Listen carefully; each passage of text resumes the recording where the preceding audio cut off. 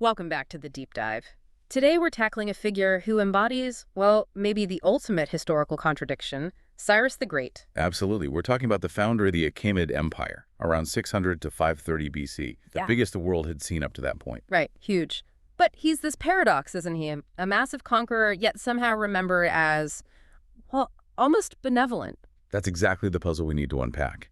How does one person conquer three major empires, command this vast continent-spanning army, and still end up celebrated, not just by his own people, but by the Greeks, the Babylonians, even the Jews, called a liberator, a statesman? So that's our mission today. Let's dive into the sources. How did he manage it? This blend of brute military force and this, frankly, revolutionary approach to running an empire, especially regarding religion. Was it genuine tolerance?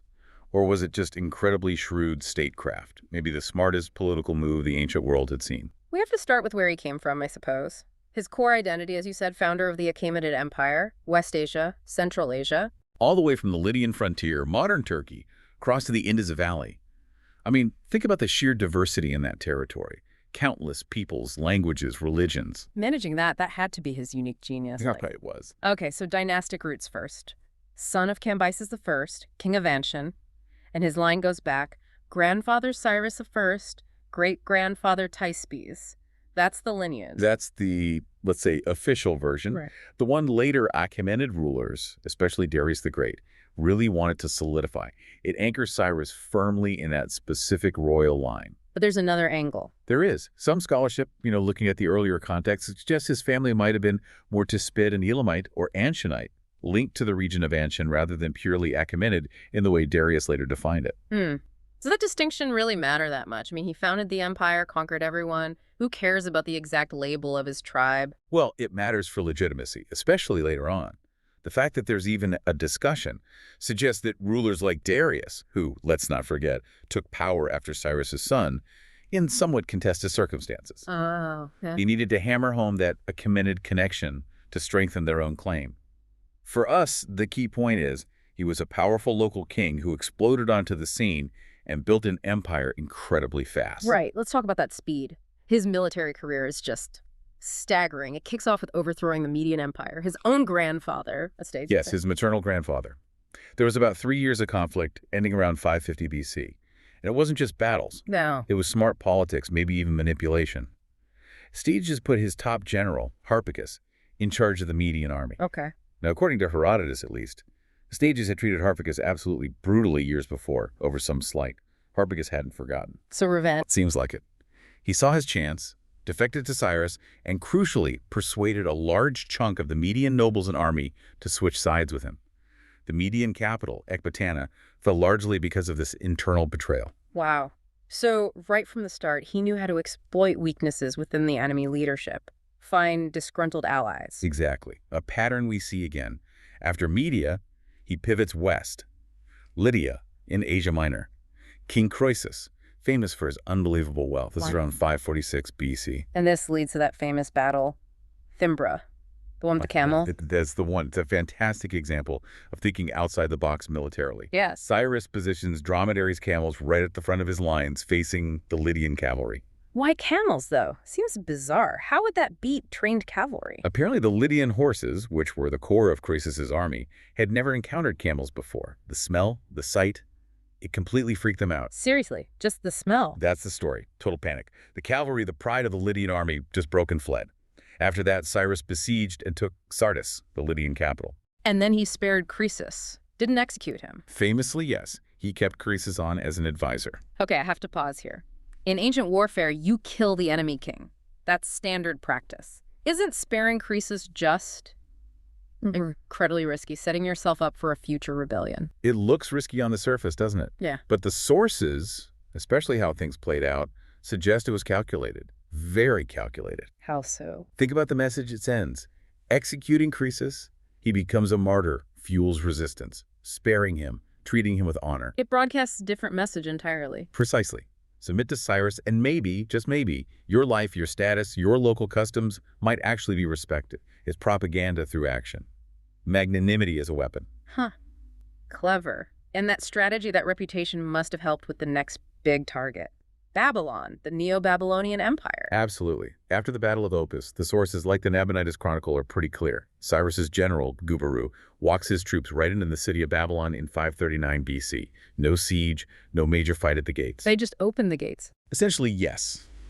The city fell without resistance, which tells you a lot about the situation inside Babylon. The reigning king, Nabonidus, was deeply unpopular. Why? He'd alienated the powerful priesthood of Marduk, Babylon's chief god.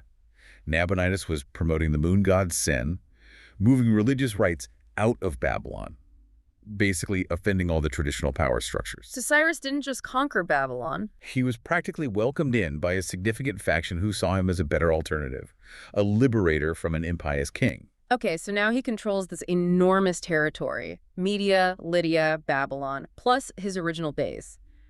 Conquest is one thing, but how do you govern something that vast and diverse? He had to invent new ways of doing things. He laid the groundwork for this strong central administration, but crucially he balanced it with a degree of regional autonomy. That's the famous satrapy system. Satrapy system. Can you break that down for us? How did it actually work on the ground? How do you give regions power without them just breaking away? Think of it as imperial checks and balances. Each province or satrapy had a governor, the satrap, usually a local noble or even a former king responsible for civil matters, taxes. Okay, one guy in charge locally. But not quite. There were two other key officials in each satrapy, and all three reported back to Cyrus directly, not just through the satrap. Oh, interesting. Who were the others? You had a military general, responsible for troop recruitment, maintaining order, commanding local garrisons, crucially, separate from the satrap's civil authority. Okay, military power separate from political power.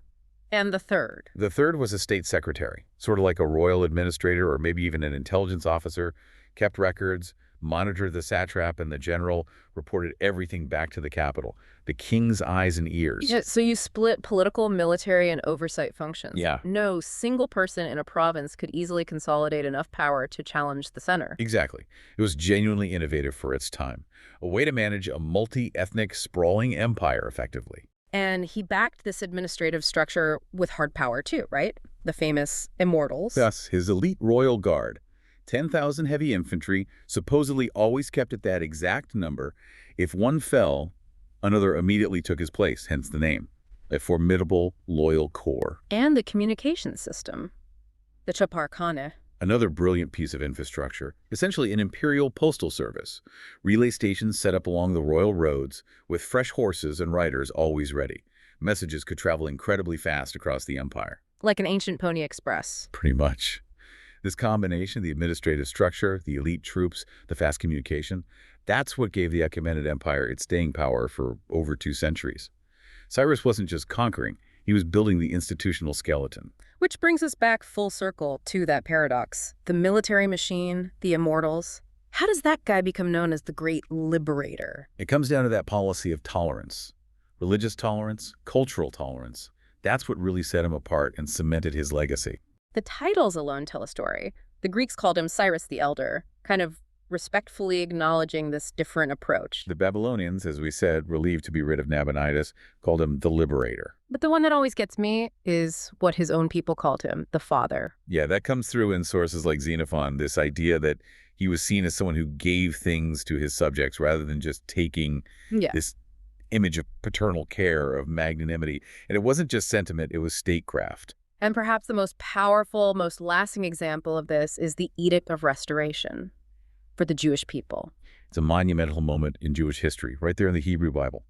After conquering Babylon, Cyrus issues this edict. It frees the Jewish exiles, ends the Babylonian captivity. Allows them to go back to Jerusalem, right? Return to Zion. Yes, and not only allows them to return, but actively facilitates the rebuilding of the Second Temple in Jerusalem. Provides funds, resources. It's an act of incredible political and religious significance. And the impact that had. I mean, in the book of Isaiah, he's called Messiah, Yahweh's anointed one. Think about that. He is the only non-Jewish figure in the entire Hebrew Bible to receive that title. Anointed by God to carry out this specific task of liberation and restoration. The loyalty that must have generated, that's worth more than armies, isn't it? Absolutely. You take a people held captive, you restore their religious center, their dignity. Yeah.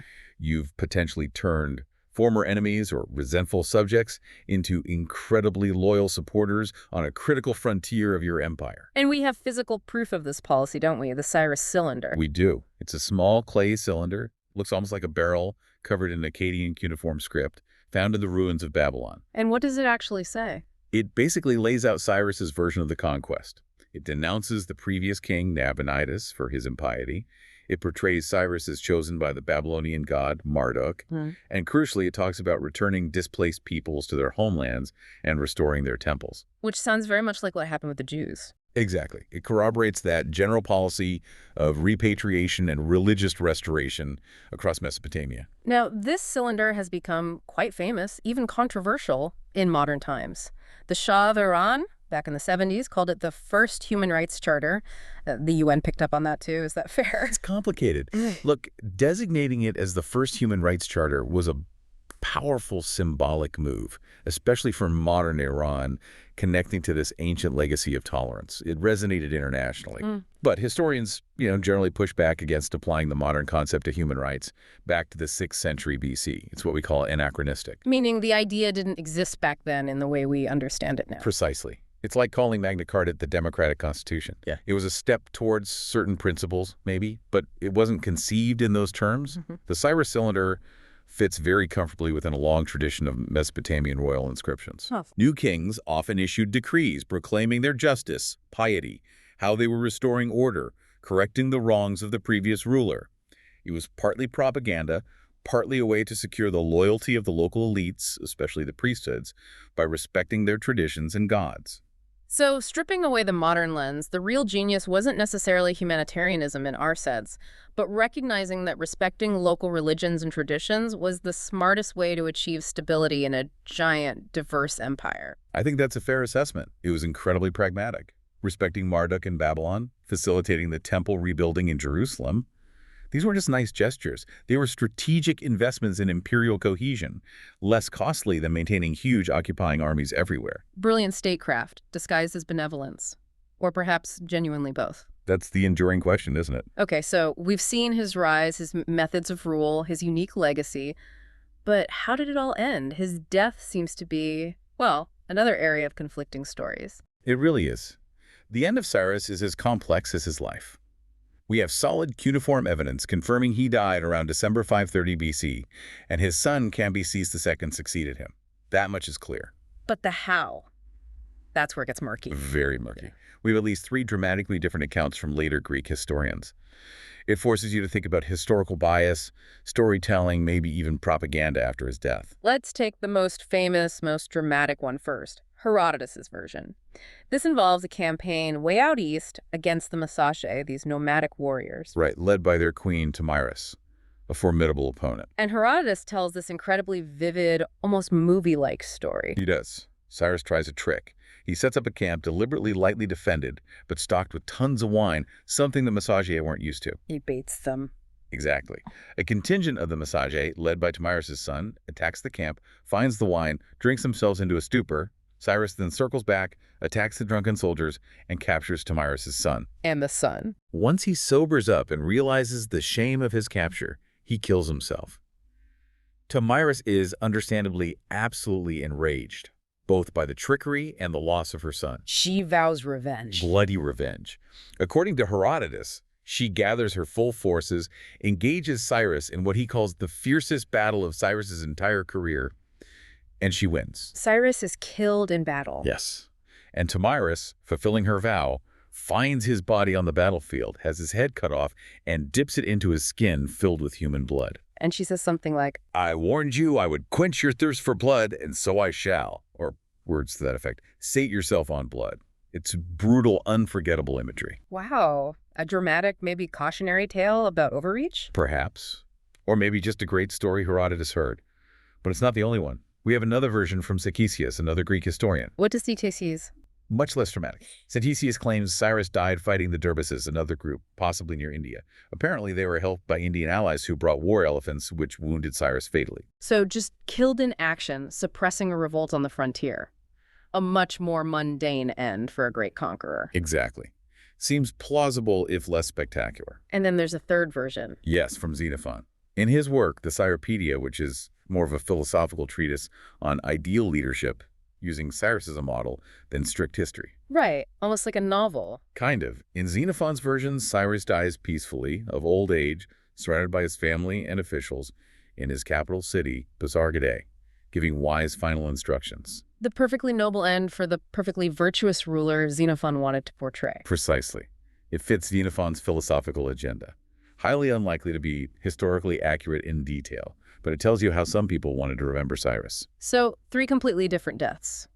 Gruesome revenge, killed in a minor border war, or peaceful passing in his bed. Take your pick. But regardless of how he died, we know where he was buried. His tomb still exists, right? In Pasargadae, Iran. Yes, a relatively simple but elegant stone structure. It's now a UNESCO World Heritage Site, a very powerful, understated monument. And there's that famous epitaph associated with it, recorded by later writers like Plutarch. Oh man, whoever you are and wherever you come from, for I know you will come, I am Cyrus who won the Persians their empire. Do not therefore grudge me this little earth that covers my body. That humility, real or attributed, is striking, considering his achievements. It certainly struck later conquerors. Alexander the Great is a key example. Alexander admired Cyrus Immensely. He had read Xenophon's Cyropaedia and saw Cyrus as a role model ruler. When Alexander reached Pasargadae centuries later and found Cyrus's tomb had been broken into and looted, He wasn't happy. he was reportedly horrified. He interrogated the magi responsible for guarding it, ordered the tomb meticulously restored, and sealed it again. Huge sign of respect. So summing up Cyrus, his impact was just enormous. One historian, Charles Freeman, argues his achievement ranks far above Alexander's. That's a big claim, but Freeman's point is about longevity. Alexander conquered vast territories, but his empire fragmented almost immediately after his death. Cyrus built the structures, the satrapies, the roads, the administration, the policy of tolerance that allowed the Achaemenid Empire to endure for 2 centuries. That's a different kind of achievement. And that model of governance, that idea of enlightened rule, it didn't just influence Alexander, it reached across the ages, didn't it? Right into the Enlightenment. Remarkably, yes. There's a fascinating connection to the founding of the United States. How so? Thomas Jefferson, one of the key figures behind the Declaration of Independence. We know from his library records that he owned not 1, but 2 copies of Xenophon's Cyropaedia. Wow. So the American founders weren't just looking at Greek democracy or Roman republics, they were studying Cyrus. They were studying Xenophon's idealized portrait of Cyrus, yes. A model of a ruler who governed a vast, diverse territory, not just through force, but through persuasion, respect for local customs, a degree of decentralization, aspects that arguably influenced their thinking about building a new kind of state. Incredible. So if we circle back to our main theme, Cyrus built this unprecedented empire, yet his defining legacy, paradoxically, is tolerance. It really is. It makes you think, doesn't it? How did that specific policy, religious freedom for the Babylonians, the Jews, presumably others, how did it work not just as, a nice idea, but as a core strategy, a tool to build real, lasting loyalty and stability across such incredibly diverse lands? What does this success tell us about the relationship between power, hard power, and maybe the softer power of persuasion, of respect, in actually running things effectively, especially on a grand scale? It suggests that maybe the most effective form of control isn't always coercion. Sometimes maybe it's co-option, respect, magnanimity as policy. A lesson perhaps still relevant today: how do you govern diversity successfully? Cyrus offers one very ancient but surprisingly compelling answer. A lot to think about there. Thanks for this deep dive. My pleasure. He's a endlessly fascinating figure.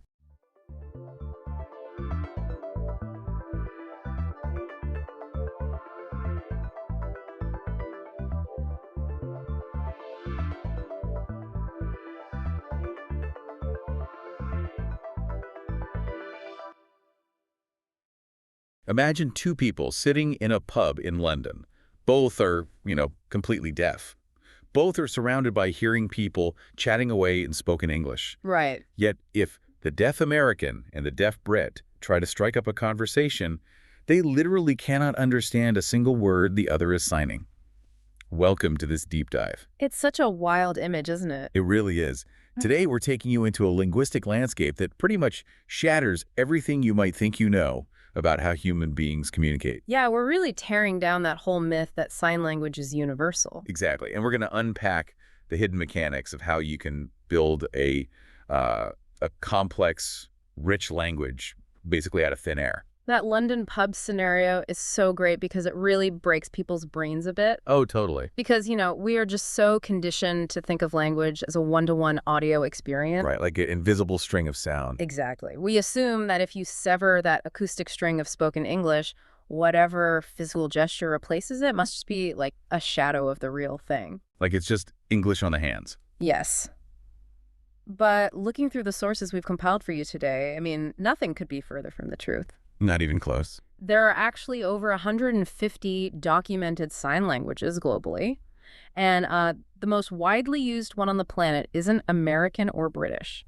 Wait, really? What is it then? It's Indo-Pakistani Sign Language. Wow. Which perfectly sets up how completely independent these languages are from spoken language. Completely. Because assuming sign language is just some universal game of charades, just because it uses the hands, it's kind of like assuming everyone who possesses vocal cords speaks the exact same spoken language. That is a perfect analogy. Just because we all have hands doesn't mean we all organically develop the same exact gestures. Right. It's a totally different evolutionary path. Going back to your American and British pub goers, logic might dictate that because their home countries share spoken English, their sign languages would at least be cousins. Right. You'd think there'd be some overlap. But American Sign Language, ASL, and British Sign Language, BSL, are entirely distinct. Like zero overlap. Basically zero.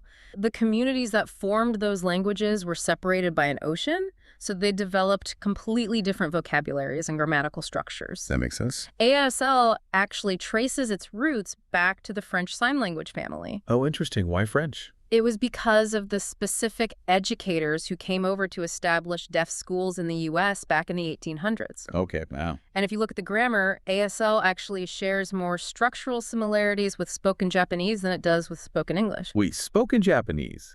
That completely flips the script on how we perceive the mechanics of all this. It really does. So, okay, if these languages aren't just a physical translation of English and they aren't just pantomime, how do they actually build meaning? Right. Like, how do you take empty space and turn it into syntax? You use the exact same fundamental architectural principles that govern spoken language. No, wait. Linguists use this concept called duality of patterning. Yeah, I've seen that term a lot in the research, but let's break it down for everyone. What does that actually look like in practice? Well, think about the spoken English word bike. The B sound doesn't mean anything on its own. Right, it's just a noise. Exactly. Neither does the K sound. They are entirely meaningless units of noise. Sure. But when you click those sounds together with a vowel, they create a larger unit that holds actual meaning. Oh, I see. Sign languages do the exact same thing. They take meaningless visual units and click them together to build a word.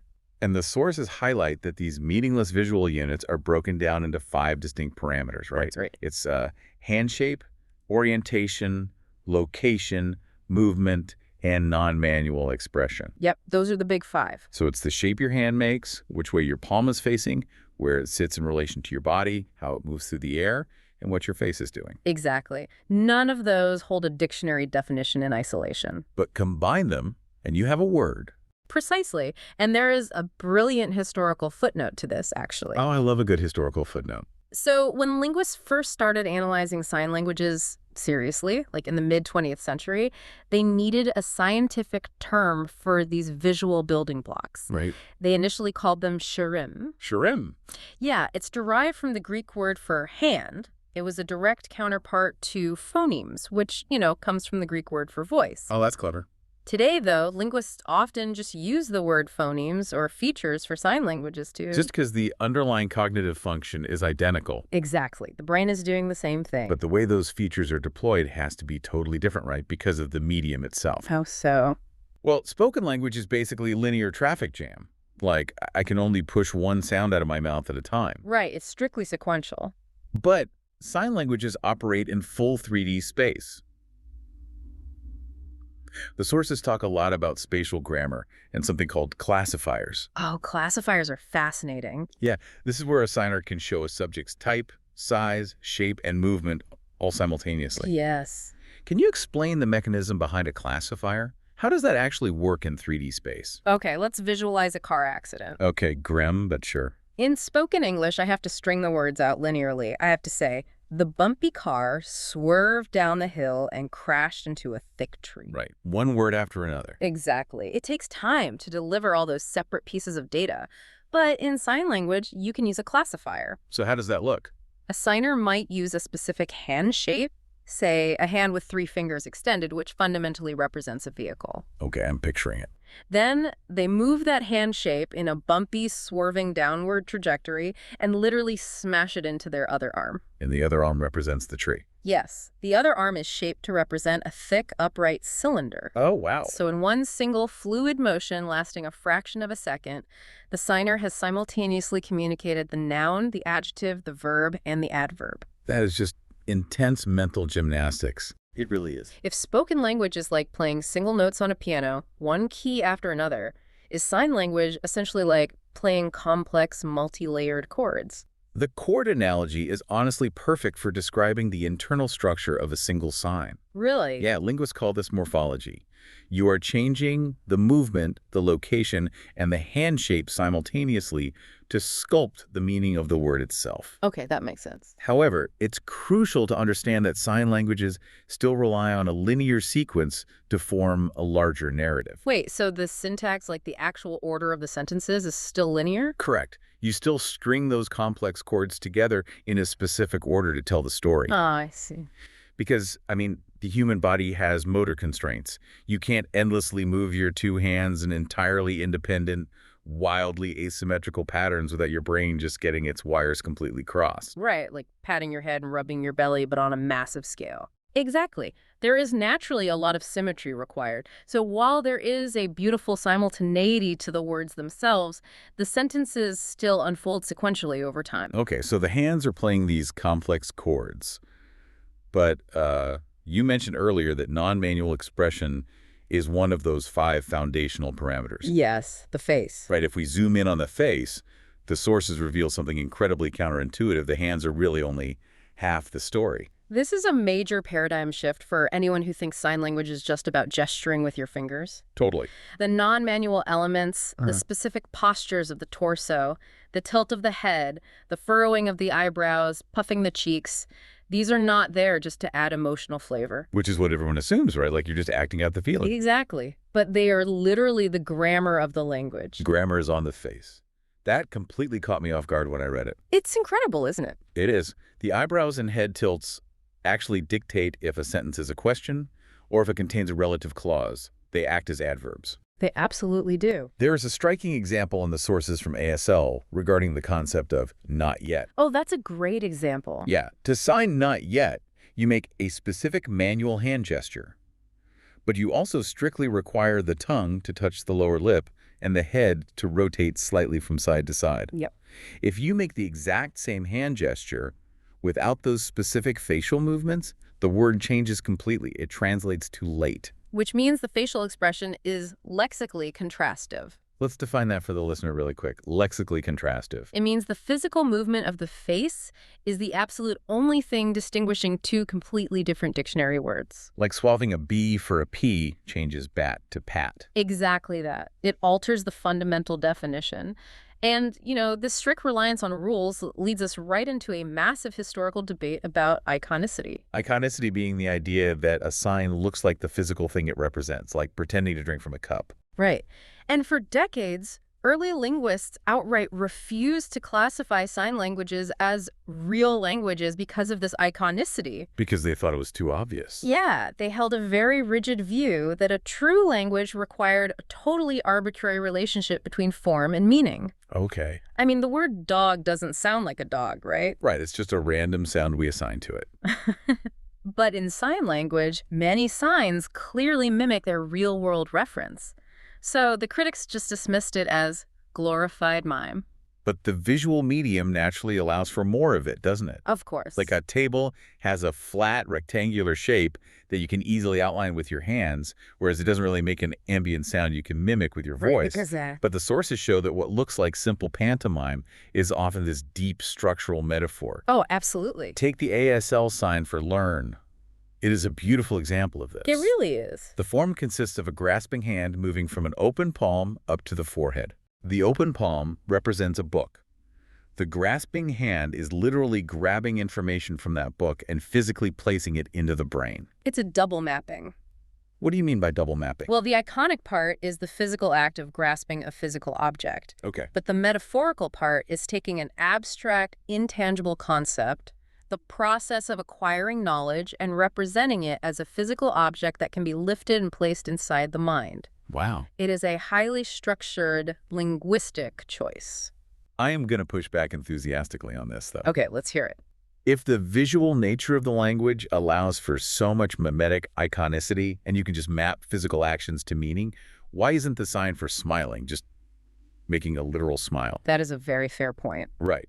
Why use the hands at all for a concept that is already right there on the face? That is the perfect pushback. And the answer reveals the invisible, ironclad rules of sign language grammar. Okay, lay it on me. Even though sign languages utilize the face for complex syntax, all known sign languages express lexical concepts like the actual nouns and verbs via manual signs. So the grammar itself puts a hard, non-negotiable limit on how iconic the language is allowed to be. Yes.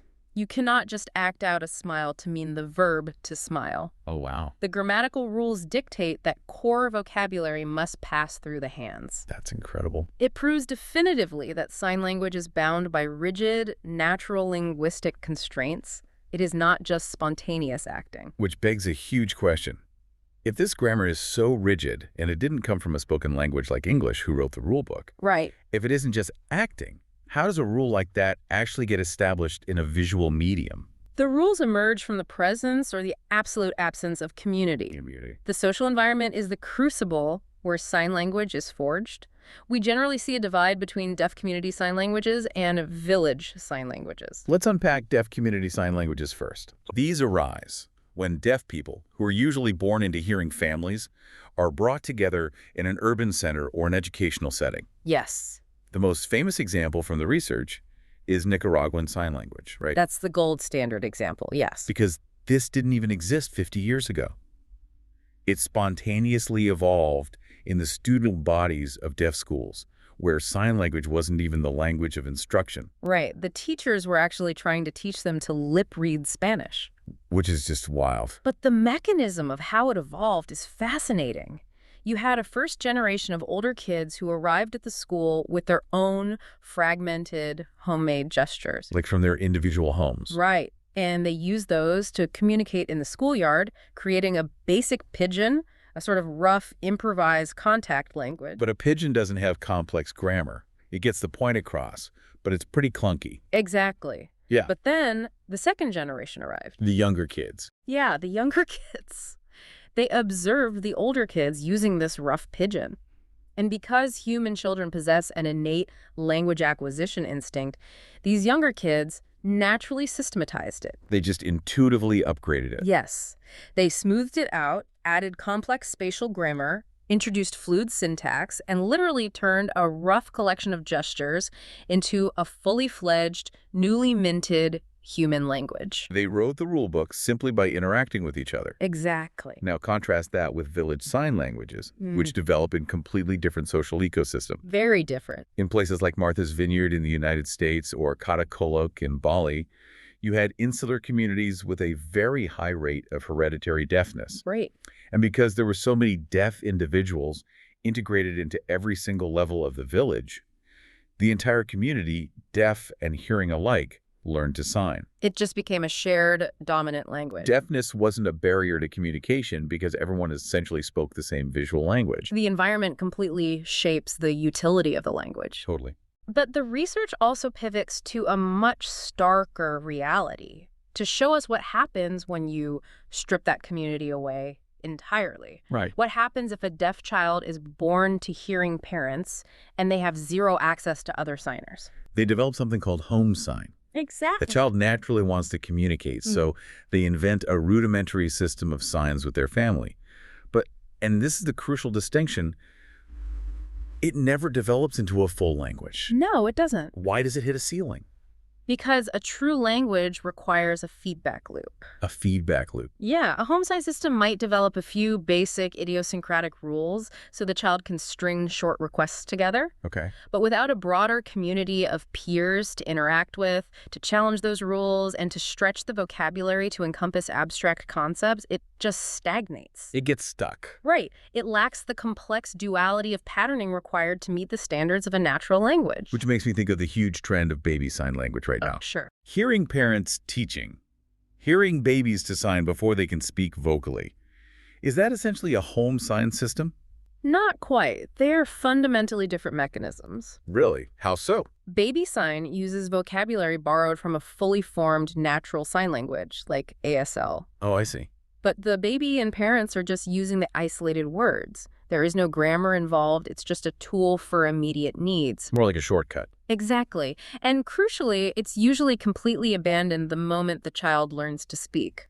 Because the vocal modality just takes over. Right. Home sign, conversely, is invented from scratch out of sheer necessity, but fails to thrive due to isolation. That makes total sense. What this teaches us is that complex syntax doesn't just spontaneously generate inside a single isolated brain. Only when individuals are brought together to negotiate meaning does a true language erupt. It's basically the human drive to connect, manifesting as complex syntax. Beautifully said. Which brings us to an absolutely fascinating evolutionary comparison. We've seen that humans possess this unstoppable innate drive to codify gestures when given a community. Right. Does this capacity exist in our closest evolutionary relatives? We have to look at the great ape language experiments of the 20th century for that. Yeah, the sources dive deep into this. Scientists spent years trying to teach signs to chimpanzees like Washoe and gorillas like Koko. And they did learn signs. The sources show they learned hundreds of vocabulary words to communicate their desires to their human caretakers. They learned to associate a manual gesture with an outcome, yes. Right. But linguists generally agree that what they acquired did not constitute a human language. Because they missed the grammar part. Exactly. They learned a system of vocabulary, but they failed to acquire a grammatical system.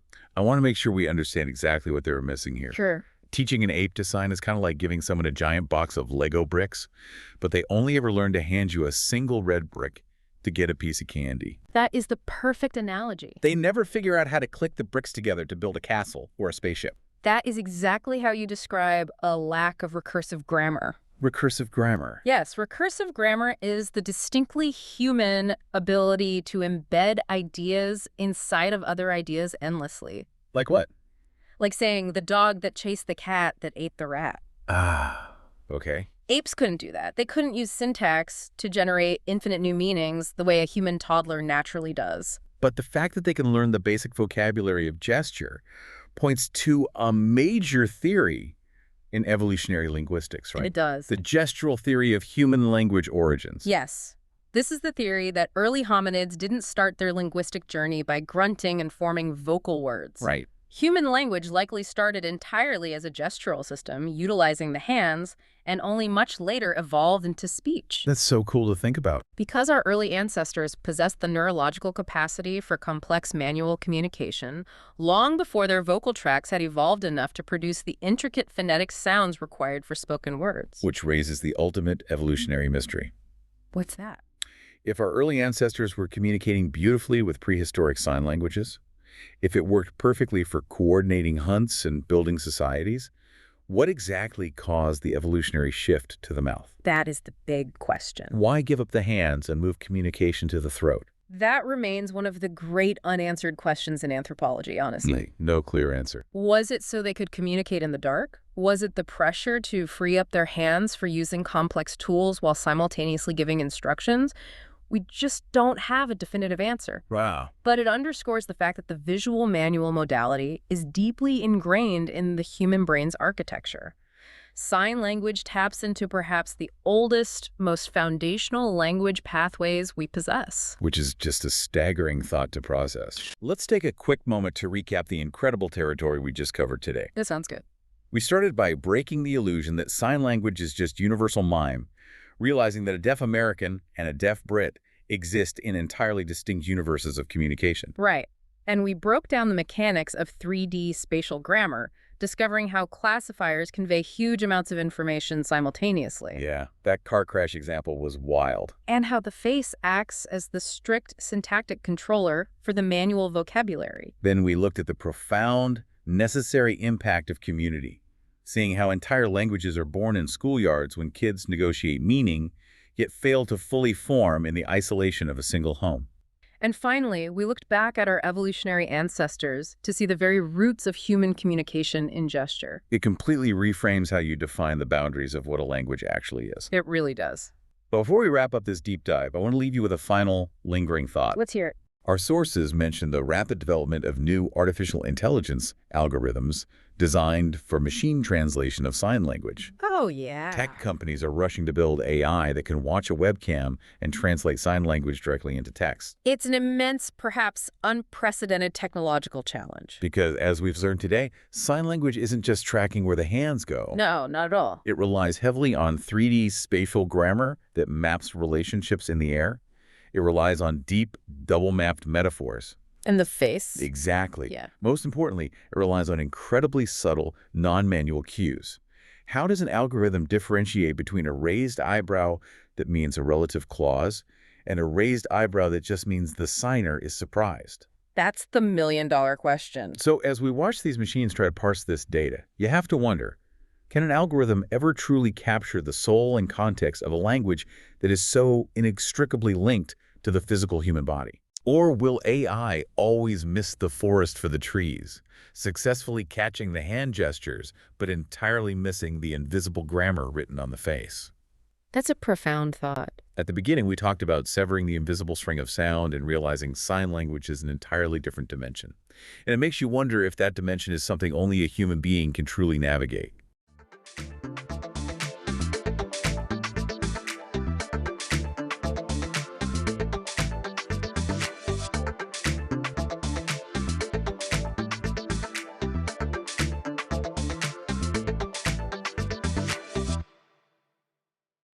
Imagine standing on a street corner, right? It's the middle of May.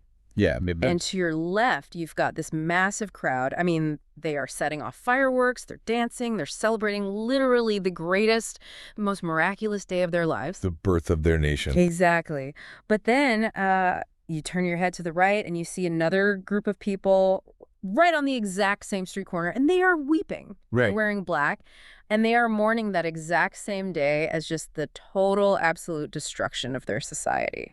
It's an incredible image. Today, we're looking at the geographic coordinates, where that intense, completely irreconcilable split happens every single year. So welcome to a brand new deep dive. Thanks. I mean, it really is the ultimate geographic cognitive dissonance, you know? Oh, for sure. We're talking about this singular piece of land between the Jordan River and the Mediterranean Sea, where history isn't just, like, stuck in the past. It's a live, highly contested battlefield of memory. Right. And navigating that battlefield is basically our entire mission for you today. We're taking a really comprehensive look at the Nakba. Yeah, because whether you're trying to understand, modern geopolitics or refugee rights, or literally just trying to make sense of the daily headlines coming out of the Middle East. Which we all are. Right, exactly. This is the foundational concept that you absolutely have to grasp. Yep. And to do this, we are relying on a massive, highly detailed compilation of sources. We're talking historical accounts, scholarly research, demographic data, and some really intense historiographical debates. It's a very expansive collection, and it deliberately synthesizes perspectives from Palestinian, Israeli, and international historians. So it really tries to give you this 360-degree view of the events of 1948. Right, and the long shadow they cast. But, okay, before we go a single step further, we have a very strict ground rule for this deep dive. Yes, very important. The material we are exploring today is highly politically charged.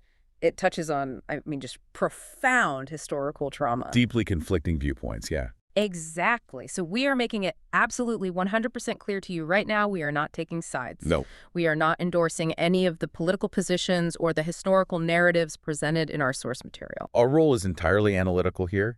We're just here to impartially report on the content provided, to map out the facts and the mechanisms. Right. And the vastly different academic perspectives so you can understand the actual architecture of this conflict. Right. We are here to synthesize, not to judge. So to even begin talking about 1948, I feel like we have to look at how people label trauma, right? Yeah, terminology matters a lot. Because you don't just wake up one day and decide to call an event the catastrophe unless it just fundamentally shatters your reality. So where did that specific term actually come from? Well, the Arabic word Nakba, it literally translates to misfortune or calamity or disaster. Yeah. But what's really fascinating in the historical record is watching the word itself evolve. So the first time it was applied specifically to the 1948 Zionist conquest of Palestine was by a Syrian historian. His name was Constantine Zarek. Okay. And he published a book right in the thick of the events, like in the summer of 1948. Wait, really? In the summer of 48? Yeah. So he is literally inventing the terminology for the trauma while the smoke is still in the air. Exactly. And the book was titled The Meaning of the Disaster. He was extremely deliberate with his phrasing, too. In what way? Well, he wrote that this wasn't just some temporal evil or, a passing crisis. He called it a disaster in the very essence of the word. It required a real linguistic anchor. Wow. And here's the interesting part. Prior to 1948, if an Arabic speaker talked about the year of the catastrophe, they were actually referring to 1920. 1920, why? What happened then? That was the year the European powers basically carved up the fallen Ottoman Empire. They partitioned the Middle East into these separate states based entirely on colonial interests rather than, the local demographics. Oh, wow. Okay, so the word Nakba already carried this immense geopolitical weight. Exactly. It evolves from the trauma of European partition to this very specific localized trauma of 1948. But to really grasp why 1948 exploded the way it did, we kind of have to rewind, right? Yeah, we have to look at the demographics. Right, the demographics on the ground. The demographic shift under the British Mandate is basically the pressure cooker of this entire history. So let's look at 1917, which is around the time the British issued the Balfour Declaration, right? Right, supporting a national home for the Jewish people in Palestine. Right. So at that point, the Arab population made up roughly, 94% of the inhabitants? Yeah, 94%. And the Jewish population was about 6%. Okay, so a completely overwhelming majority. Absolutely. But over the next 3 decades, that starts to change. Right, driven by the Zionist movement's goal to establish a Jewish state. Yes, and obviously accelerated by the horrifying persecution of Jews in Europe.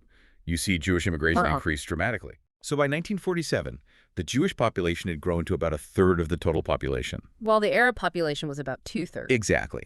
But here's the thing. The critical metric here isn't just people. It's land. Right, it's land. Even with that massive demographic shift, the Arab population still owned roughly 90% of the land. I try to visualize this with, a room analogy. Okay, let's hear it. So imagine a room of 100 people holding a piece of land. In 1917, about 94 are Arab, 6 are Jewish. Right. By 1947, you've got about 33 Jewish people in the room, 67 Arab. But the Arab people in that room still own 90% of the actual floor space. That's a great way to picture it. And that brings us right to the breaking point. The 1947 United Nations Partition Plan, Resolution 181. Exactly. So post-World War II, the British Empire is exhausted. They decide to end their mandate, and they essentially drop this incredibly complex situation directly into the lap of the newly formed UN. Here, you fix this. But pretty much. And in November 1947, the UN proposed dividing the territory. Okay, let's look at the math of that proposal, because this is the spark that ignites the powder keg. Yeah, the math is crucial. The UN plan suggested giving about 55% of the land to a Jewish state and 45% to an Arab state. With Jerusalem placed under international governance, yeah. I just want to pause on those numbers for a second. Because you have an Arab population that makes up 2/3 of the people, and they own 90% of the land. Right. And they are being asked to hand over 55% of the territory to a minority group. I have to imagine the response was just an absolute, unequivocal no. Oh, the rejection was total. I mean, the Arab Higher Committee and the Arab League completely refused the plan. Understandably, from their perspective. Yeah, they rooted their argument in the fundamental principle of national self-determination. Okay. They argued that forcibly dividing a territory where they held this massive demographic and landowning majority was a direct violation of the UN Charter itself. Wow, using the UN's own rules against them. Exactly. They publicly announced they would take all necessary measures to block the partition. And the Zionist reaction, how did they respond to the plan? Well, the mainstream Zionist leadership, which was spearheaded by David Ben-Gurion at the time, they formally accepted the UN partition plan. Okay. But, and this is a key detail from the historical documents in our source, They viewed this acceptance as a pragmatic, tactical stepping stone. Oh, interesting. Not an end goal. Right. It was a crucial legal and political foothold. It was seen as a first step toward an eventual goal of expanding Jewish sovereignty over all of Palestine. So you have these two completely incompatible trajectories colliding in November 1947. Yeah, a total collision course. And this irreconcilable split over the UN plan is the exact moment the civil administration collapses. Right. But, I really want to push back on how the resulting 1948 war is usually framed in popular culture. How do you mean? Well, when people hear about 1948, I feel like they usually picture a conventional war, like Arab armies suddenly attacked the new state of Israel, and Palestinian civilians just tragically fled the crossfire. Yeah, that's a very common misconception. But the timeline in the sources paints a very, very different picture. This unfolded in distinct, terrifying phases well before any foreign armies crossed the border. Can we unpack that timeline? Absolutely. The timeline is perhaps the most crucial element to clarify here. The displacement did not start when the Arab League invaded in May 1948. Right. Phase 1 actually runs from November 1947, immediately following the UN vote, up until May 1948. So the British are still there? Technically, yes. They are the governing authority, but law and order completely breaks down. So these local skirmishes rapidly escalate into a brutal civil conflict. And by April 1948, the strategy shifts dramatically with something called Plan Dalit, right? Yes. Because looking at the sources, this wasn't just troops marching in. This was a systemic offensive. Plan Dalit was a large-scale military strategy launched by Zionist forces. Yeah. And the objective was to secure the borders of the prospective Jewish state and secure lines of communication. Okay. But functionally, securing those lines meant clearing out the Palestinian Arab populations that lived in those strategic areas. Right.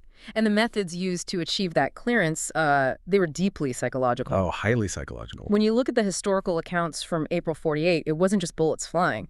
They were utilizing sophisticated psychological warfare. Yeah, the mechanisms of fear were highly organized. Yeah. In a society that's heavily reliant on oral communication and local trust, psychological warfare is devastating. So what exactly were they doing? The sources mention forces using loudspeaker vans driving near villages, rogue radio broadcasts in Arabic, and deliberate whispering campaigns. Just to spread rumors. Right, rumors of impending attacks or disease. The goal was to incite panic and precipitate a mass exodus without always having to fire a shot. But they did fire shots. I mean, dozens of massacres are documented in this period. But tragically, yes. The most notorious one being Deir Yassin on April 9th, 1948. Deir Yassin became the terrifying focal point. Over 100 Palestinian civilians were killed there. Awful. And the news of Deir Yassin, which was amplified both by Arab leadership trying to rally outrage and by Zionist forces using it as a threat, it just sent a shockwave of sheer terror across the region. Which vastly accelerated the mass flight of Palestinians. Exactly. There is also a detail in the compilation that is just deeply disturbing and rarely talked about: the use of biological warfare. Yeah, that's in the sources. Starting in April, there are documented operations where Israeli forces poisoned the water supplies of specific Palestinian towns and villages. I mean, in a fundamentally arid region, attacking the water infrastructure is a mechanism to just break a community's ability to survive. Right. And in way, one of these operations actually caused a typhoid epidemic in the city of Acre. Wow. Okay, so we have to synthesize this timeline for a second. We've got Plan Dalit, the psychological warfare, Deir Yassin, the poisoned wells. All of this happens before the British mandate even officially ends. Exactly. By the time Israel formally declared independence on May 14th, Palestinian civil society was already severely fractured. Over 300,000 Palestinians had already become refugees by that point. Which ushers in phase 2. The British finally leave, Israel declares its statehood, and the very next day, the armies of the neighboring Arab League enter the territory. Right. So now the civil conflict transforms into a conventional state-on-state war. The nature of the combat changes? Yes. But the displacement of Palestinians does not stop. Right. In fact, in certain rural areas, it intensifies.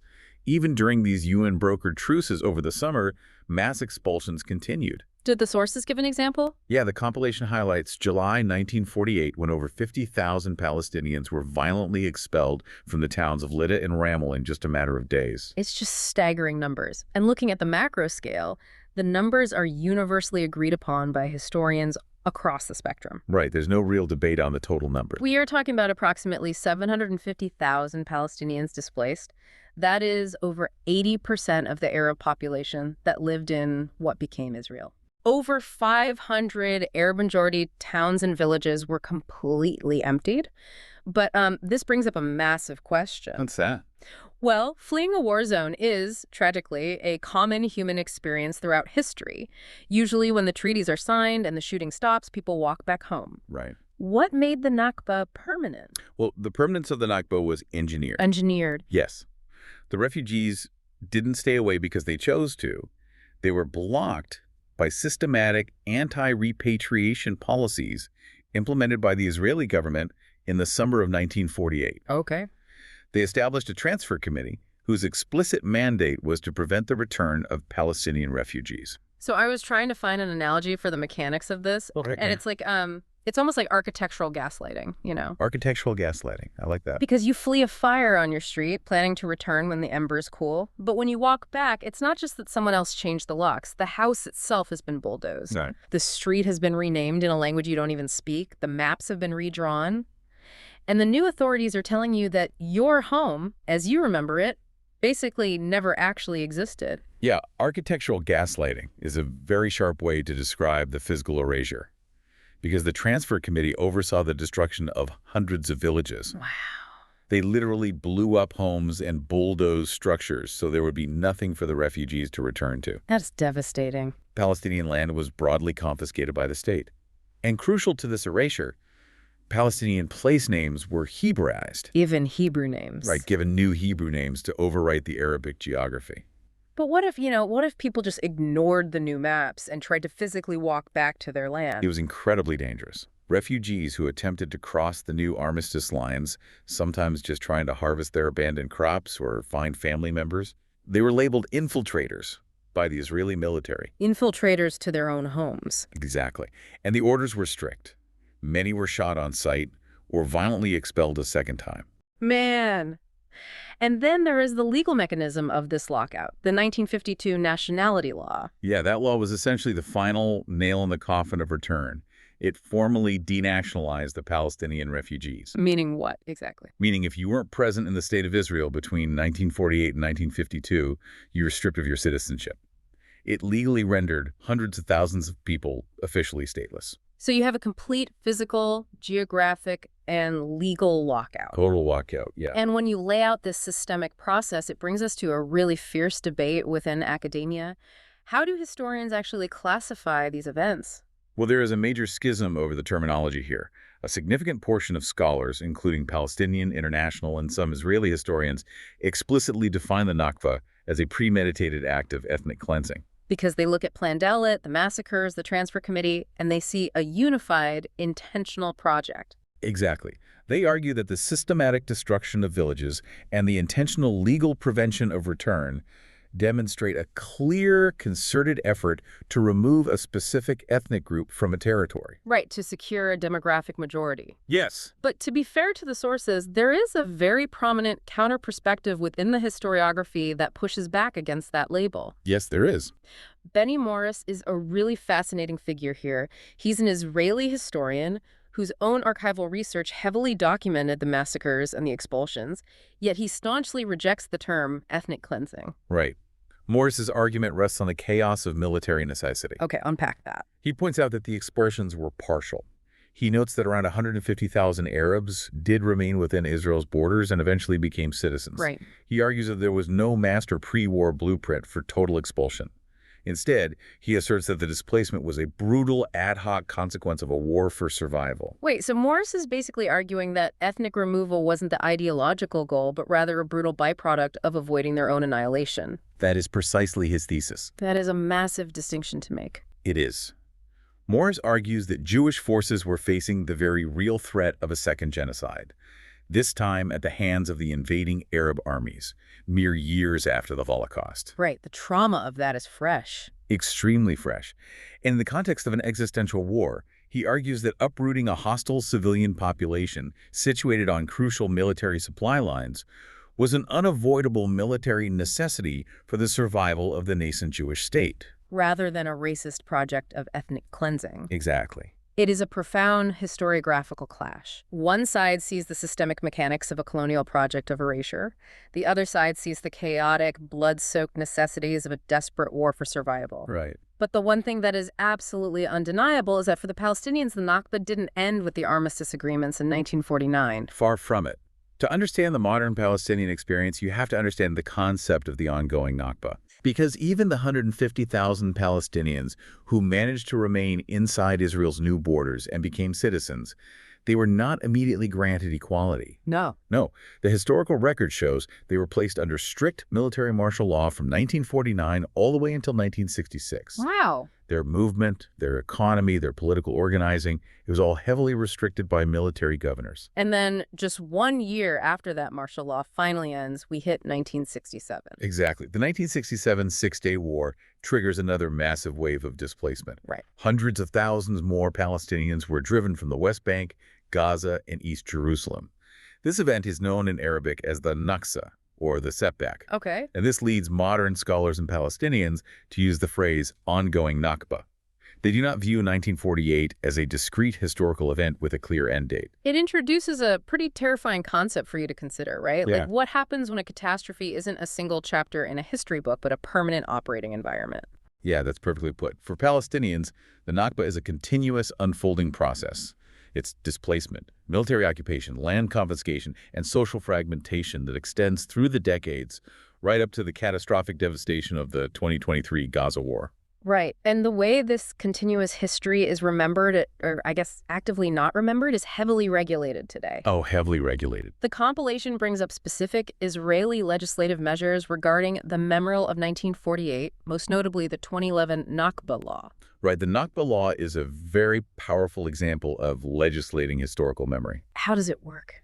Well, the law authorizes the Israeli Minister of Finance to withdraw state funding from any public institution, be it a school, a municipality, or a cultural center that commemorates Israel's Independence Day as a day of mourning. So it's basically a financial penalty for publicly grieving the Nakba. Exactly. Which brings us to the very core of this entire deep dive, the battle of the narratives. Yes. We are looking at two incredibly distinct, fiercely protected national identities that occupy the exact same physical space.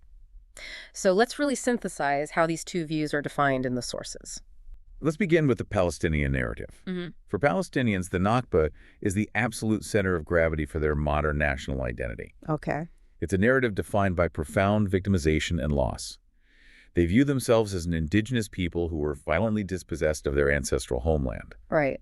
And there is a deep, agonizing sense that they were forced to pay the ultimate price for the horrors of the Holocaust perpetrated by Europeans by losing their own society. Wow. Your identity is forged in exile, in suffering, and in the perpetual demand for the right to return home. And on the flip side, the Israeli national narrative of those exact same events. Right. The Israeli narrative views 1948 as the War of Independence. It is seen as the miraculous, just, and redemptive culmination of the Zionist movement. After 2,000 years of global exile, relentless persecution, and the unimaginable horrors of the Holocaust, the Jewish people finally established sovereignty in their ancestral homeland. Right. And while mainstream Israeli historiography has evolved to acknowledge that expulsions did occur and a refugee crisis was created, it frames those tragic events entirely within the context of a desperate existential struggle for statehood against Arab forces that explicitly sought to annihilate them. It is honestly staggering to sit with that cognitive dissonance. It really is. You have two peoples living on the same dirt. And for one group, 1948 represents the ultimate triumph of survival, the end of millennia of wandering, and the redemption of their people. Yes. And for the other group, that exact same year represents the ultimate catastrophe of erasure, the beginning of their wandering, and the loss of their civilization. It is literally two parallel universes occupying the same physical geography. And neither narrative really has the structural room to fully validate the other without feeling like it is compromising its own existential foundation. Right, which makes it so intractable. So what does this all mean for you, the listener? Why spend this time unpacking 75-year-old history? Yeah, why does it matter today? Because understanding the mechanics of the Nakba is the ultimate skeleton key. You simply cannot turn on the news today. You cannot understand modern geopolitics. You cannot grasp debates over international law, refugee rights, or the daily grinding realities of the Middle East without grasping the events of 1948. Absolutely. The headlines you read today are literally just the latest chapters of the exact same book we've been discussing. And it leaves us with a really profound, somewhat unsettling question about the future. Let's hear it. The compilation notes that the Nakba turned the Palestinians into a refugee nation with a wandering identity. If a national identity is forged so deeply by the shared trauma of displacement, by the collective memory of an idyllic past that was violently taken away, how does that perpetual state of longing fundamentally alter a people's vision of what a resolved, peaceful future actually looks like? Man, that's a haunting thought. Can a nation built on the dream of returning to a lost paradise ever truly reconcile with the unchangeable concrete realities of the present day? Right. And conversely, can a nation built on the trauma of near annihilation ever feel secure enough to recognize the catastrophe it inflicted on its neighbors? These are the invisible forces driving every failed peace process in the region. Thank you so much for joining us on this deep dive. We covered incredibly heavy, complex ground today, but that's what we do here. Keep questioning, keep exploring the mechanisms behind the history, and we'll see you next time.